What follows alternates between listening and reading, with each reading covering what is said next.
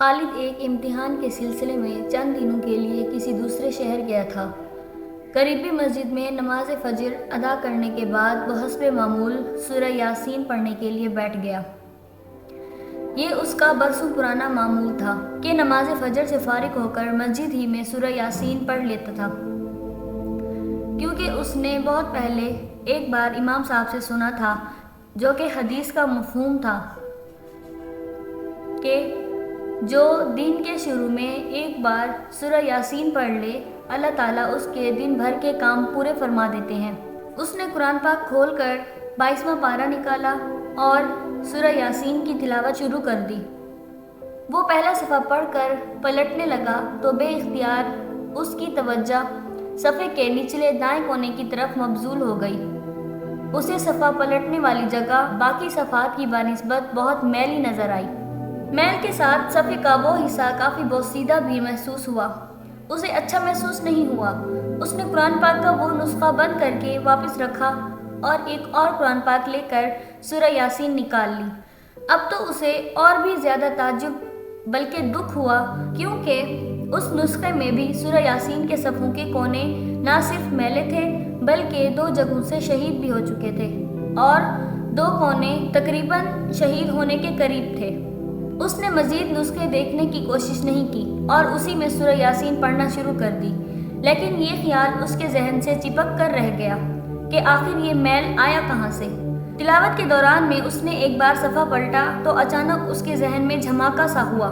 اس نے اپنی ایک بات نوٹ کر لی تھی کہ میں جب بھی صفحہ پلٹتا ہوں تو انگلی کو اپنی زبان سے گیلا کر لیتا ہوں۔ اس سے صفحہ پلٹنے میں آسانی ہو جاتی ہے، اور اس عمل کی مجھے اتنی عادت پڑ چکی ہے کہ صفحہ پلٹتے ہوئے بھی انگلی خود بخود زبان پر پہنچ جاتی ہے۔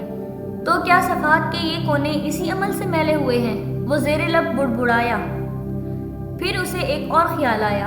اس نے قرآن پاک کو مختلف جگہ سے کھولا اور یہ بات نوٹ کی کہ قرآن پاک کے باقی صفحوں کے کونوں پر یہ میل بہت کم ہے۔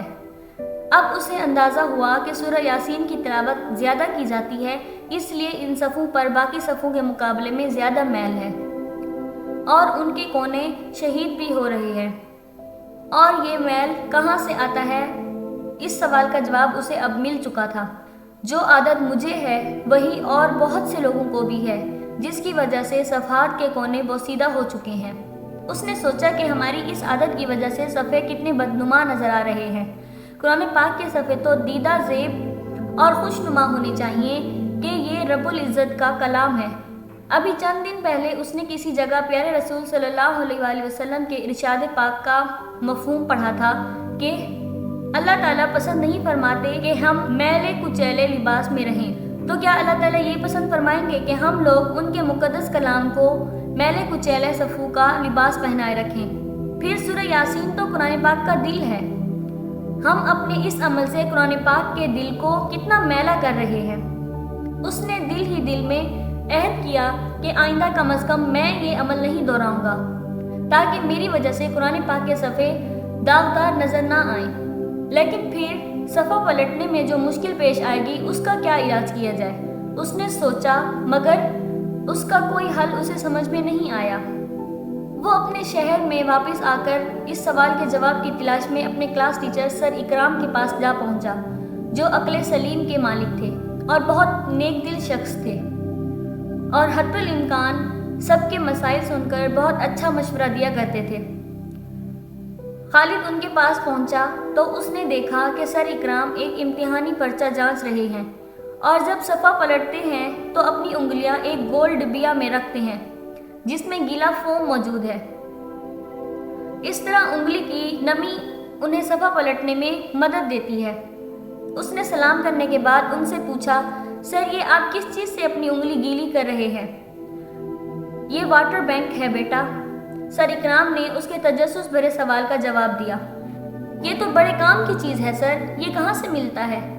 اسٹیشنری کی دکان سے، جہاں سے تم کاپیاں خریدتے ہو۔ خالد کو لگا جیسے اس کو وہ چیز مل گئی ہو جس کی اسے تلاش تھی۔ اچھا سر، آپ مصروف ہیں، مجھے اجازت دیجیے، میں ویسے ہی آپ کو سلام کرنے حاضر ہوا تھا۔ یہ کہہ کر خالد کھڑا ہو گیا۔ چونکہ اب اس کا مسئلہ حل ہو چکا تھا، اس لیے اب وہ سر کی مصروفیت میں حائل نہیں ہونا چاہتا تھا۔ سلام تو تم ہمیشہ ہی آ کر کرتے ہو، جب تم آئے تو مجھے اندازہ ہو گیا تھا کہ کوئی بات پوچھنا چاہتے ہو۔ بیٹھ جاؤ، بس میں اس پرچے کے نمبر کا میزان کر لوں۔ سر اکرام نے اپنی بصیرت سے پہچان لیا تھا کہ خالد کے آنے کا مقصد سلام کے علاوہ بھی کچھ ہے۔ خالد مسکراتے ہوئے سعادت مندی سے بیٹھ گیا۔ ہاں، اب بتاؤ تم کیا پوچھنے کے لیے آئے تھے؟ سر اکرام نے پرچہ میز پر رکھتے ہوئے کہا۔ سر، میں چاہتا تھا کہ قرآن پاک کے صفحے پلٹنے کے لیے کوئی ایسا طریقہ یا چیز مل جائے جس سے ہم اپنی انگلیوں کو گیلا کر سکیں، لیکن اب یہ مسئلہ واٹر بینک کے ذریعے حل ہو گیا ہے۔ اچھا، تو تم میرا واٹر بینک دیکھ کر اسی لیے اٹھ کھڑے ہوئے تھے کہ تمہیں تمہارے سوال کا جواب مل گیا تھا؟ جی سر، ایسی ہی بات ہے۔ پھر تو اچھا ہوا کہ میں نے تمہیں روک لیا۔ دیکھو بیٹا، سب سے پہلی بات تو یہ ہے کہ قرآن پاک ہی نہیں بلکہ کسی بھی کتاب کو اپنی زبان یا ہونٹوں کی نمی سے گیلا نہیں کرنا چاہیے۔